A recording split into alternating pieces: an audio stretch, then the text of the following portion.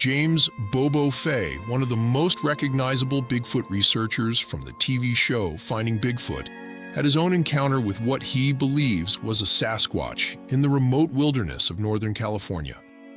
This event played a pivotal role in his lifelong pursuit of the legendary creature and has become a cornerstone of his personal Bigfoot journey. The setting, Northern California's Klamath Mountains. The encounter took place in the Klamath Mountains, a dense and rugged region that has long been associated with Bigfoot sightings.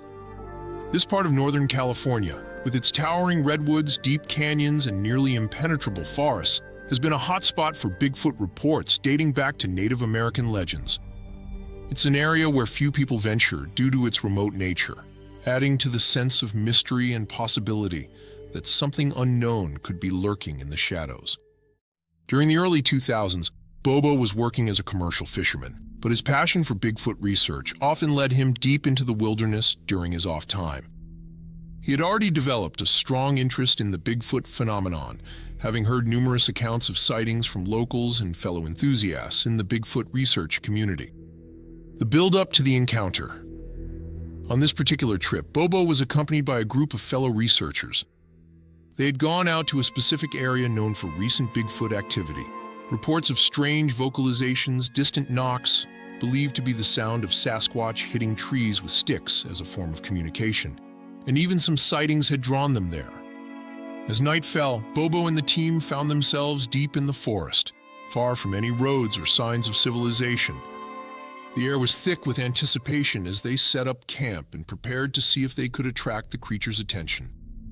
Having researched Sasquatch behavior for years, Bobo knew that many sightings occurred at night, when the elusive creatures felt safer moving through the woods under the cover of darkness.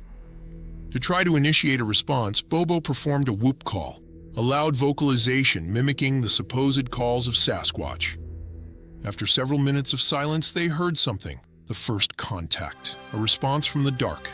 In the stillness of the night, the group heard a loud, deep reply echo through the forest. It was an unmistakable sound that pierced through the silence, and it didn't resemble any known animal in the region. The vocalization was powerful, low-pitched, and resonant, too deep to be human, and too long and structured to be attributed to bears or other wildlife. Bobo later described it as a call that seemed to have a specific purpose, as if the creature was communicating with them in response to his whoop. This vocal response sent chills through the group. They knew they were far from any other humans, and the remoteness of their location made it improbable that the sound was a prank. It was unlike anything Bobo had heard in his years of outdoor expeditions. The sighting, a glimpse of the Sasquatch. Not long after the vocal exchange, Bobo and the team began making their way back toward camp, moving cautiously through the dense forest. As they hiked through the thick trees, Bobo suddenly noticed movement out of the corner of his eye. It was a large, dark shape, moving silently and swiftly among the trees.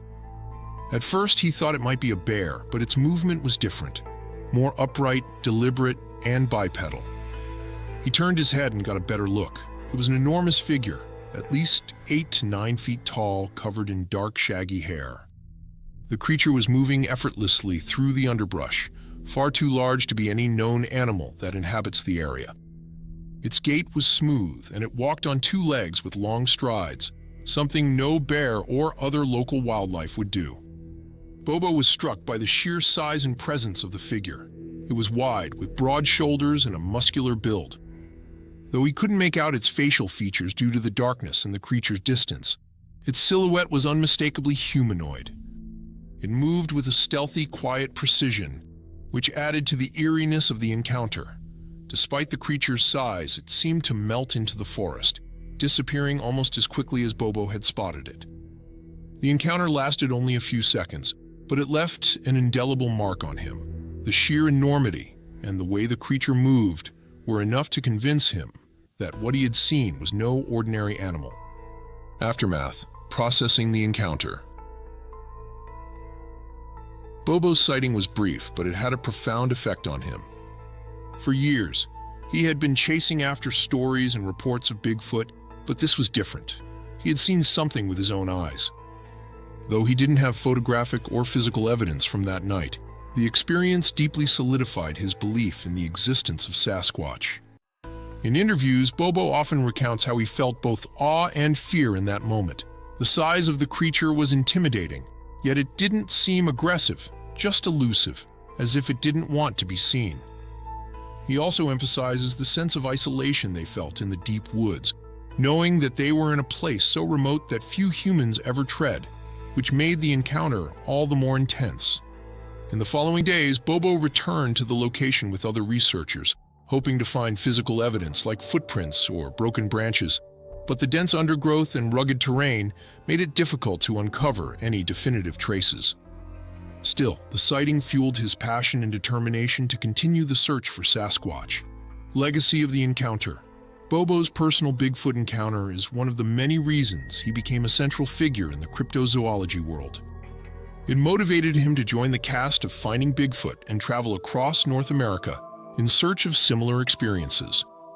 On the show, he often talks about his sighting as a key moment in his life, one that pushed him to dedicate years to finding more evidence of Sasquatch's existence. Bobo's sighting, although brief, resonates with countless others who claim to have had encounters with Bigfoot. His calm, confident recounting of the experience has given him credibility among Bigfoot enthusiasts and believers, while also intriguing skeptics who are curious about what he saw that night in the Klamath Mountains. Final thoughts. James Bobo Faye's Bigfoot encounter is a personal and powerful story that continues to drive his work in the field of Sasquatch research.